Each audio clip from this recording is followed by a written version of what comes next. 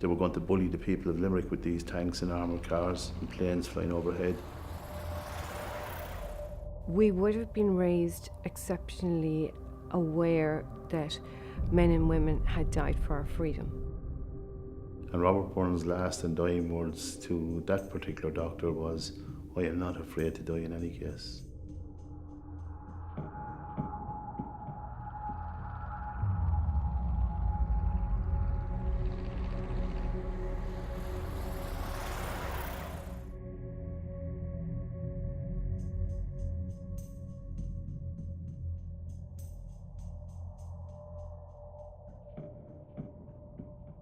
When you're under foreign rule, you're ruled by a great empire with great military might. Think of the enormous moral courage that it takes to resist that. And you're resisting it at a time when you don't know what the outcome is going to be.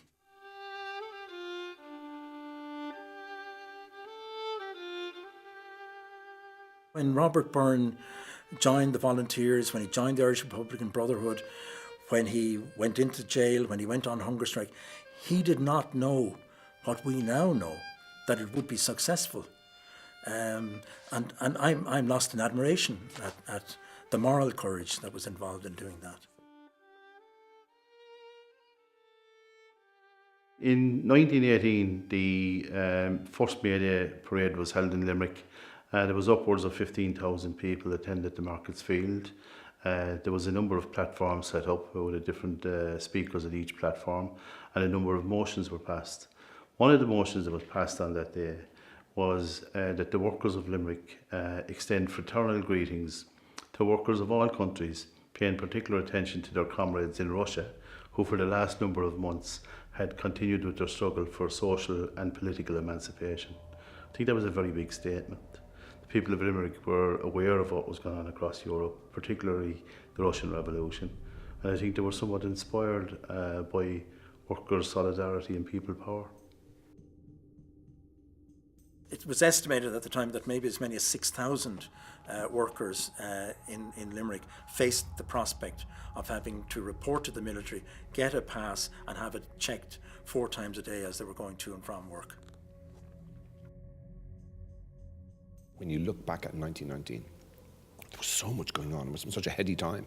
Even if you roll back the few years beforehand, if you look at the amount of things that happened from the lockout in 1913, which really galvanized the left and the trade union movement. Obviously, the First World War had such a divisive effect on this country and a devastating effect on all of Europe.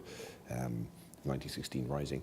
I mean, there must have been really sort of politicized and it must have been a really heady time.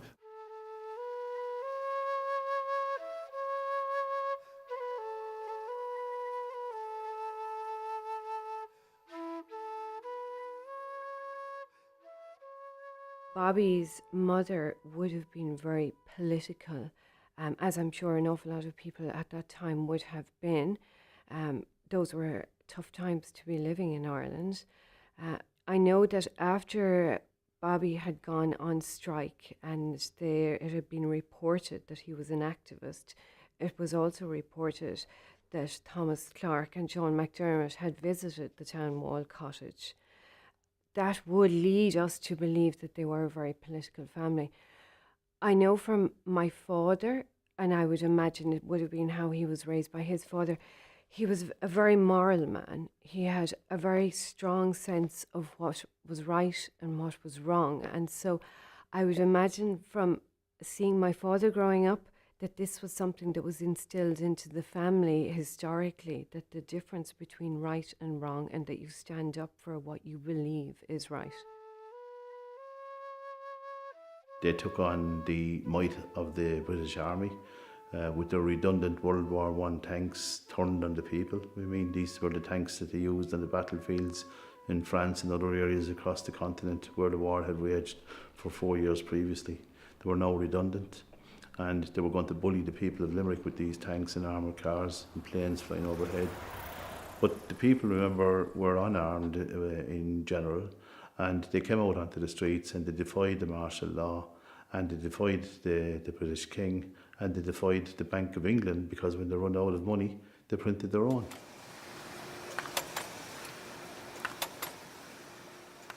So the Trades Council's Finance Committee decided that they would issue promissory notes, and they set up their own currency in the guise of a 1 shilling, 5 shilling and 10 shilling notes.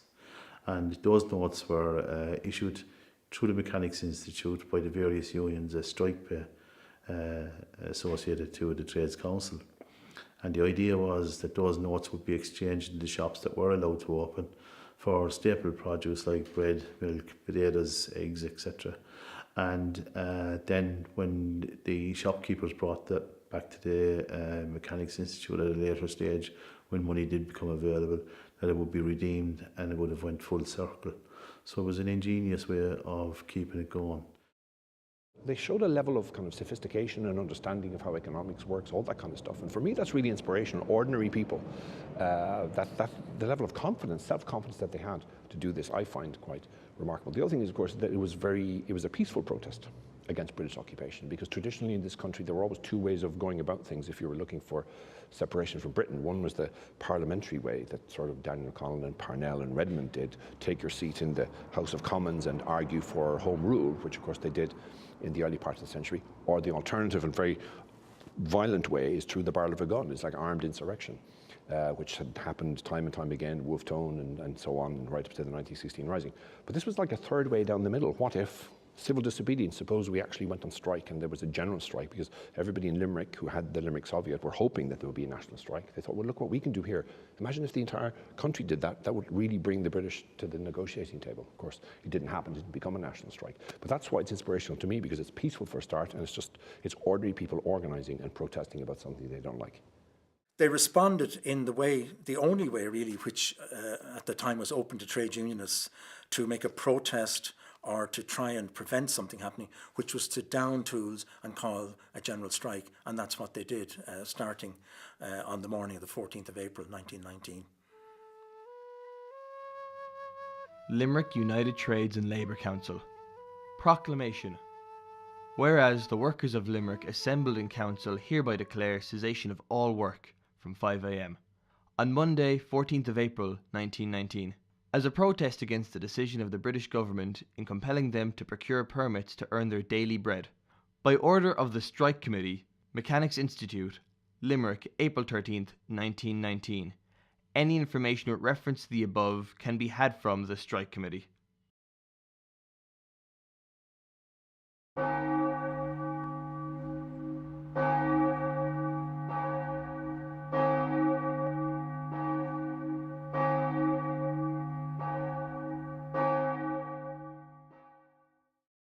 Robert Byrne was actually on two hunger strikes, or he refused to take food twice. The first time was when he was brought into the jail, and he refused to take food for about 24 hours or 36 hours, and then he went back taking food. But sometime around the 7th of March, 1919, he began refusing food again, and after about 7 days, because he wasn't well, he was in a weakened condition, he was transferred to the workhouse infirmary over on the Shelburne Road. It's St. Camilla's Hospital now. And the interesting thing is that shortly after he went in to the workhouse infirmary, he began taking food again, to the point where the governor of the prison began to be suspicious as to why, if he was taking food and his health was coming back, the doctors there were not certifying him to return to prison.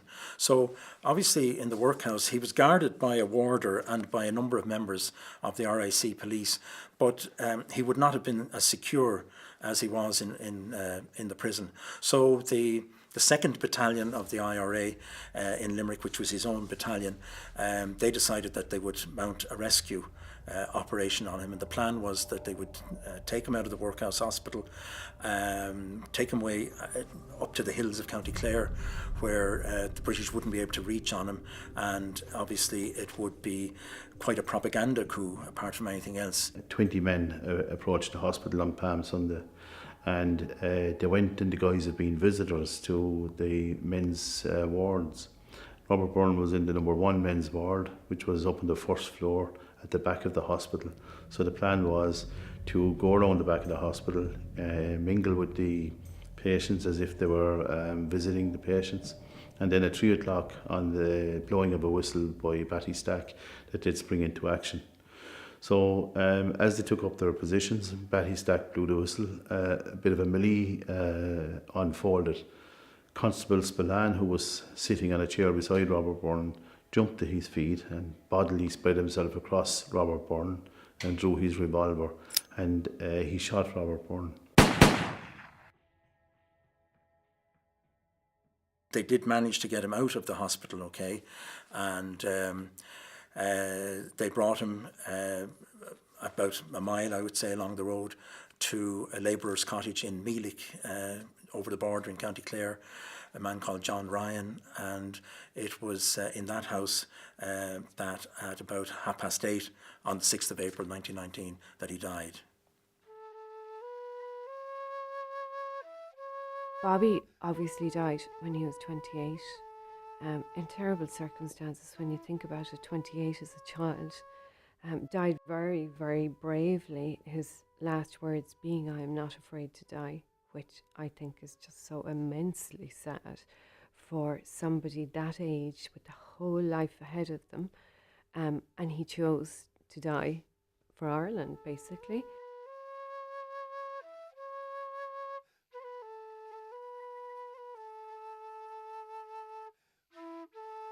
Tomorrow, Friday morning, we further call upon all those workers whose daily occupation requires them to procure military permits to continue in their refusal, to accept a sign of subjugation and slavery pending the decision of a special Irish Trade Union Congress to be called immediately.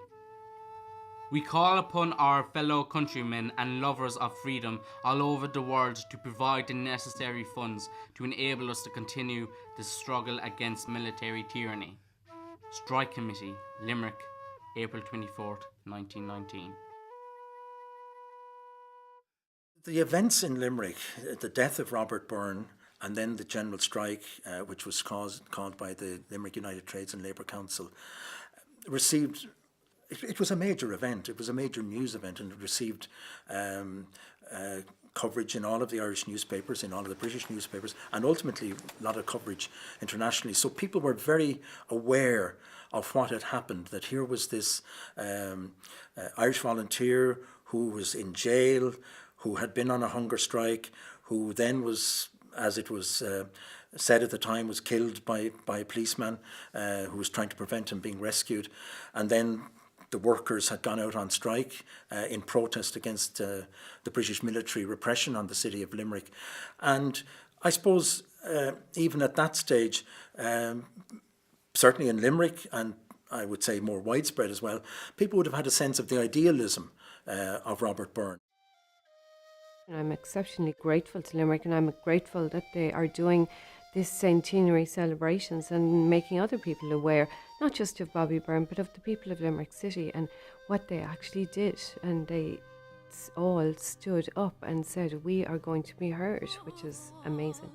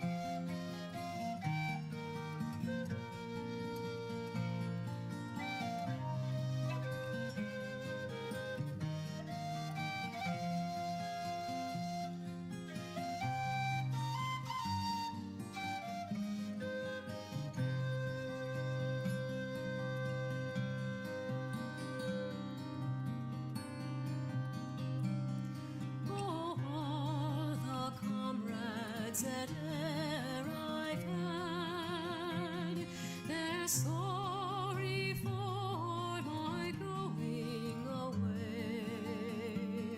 And of all those sweethearts that e'er I had, they'd wish. When I'm not in Limerick, and I am away a lot, I visualise back to, of course, it has to be where the Bobby Byrne Park is. I'm so absolutely grateful that the Limerick City Council decided to open a park and name it after him, and they placed it, for me, in the most poignant, perfect place. You turn right and you see the boat club, and you turn left and you see King John's Castle, and you see the Treaty Stone and the river rushing by, and that to me is Limerick City. So fill to me the parting glass,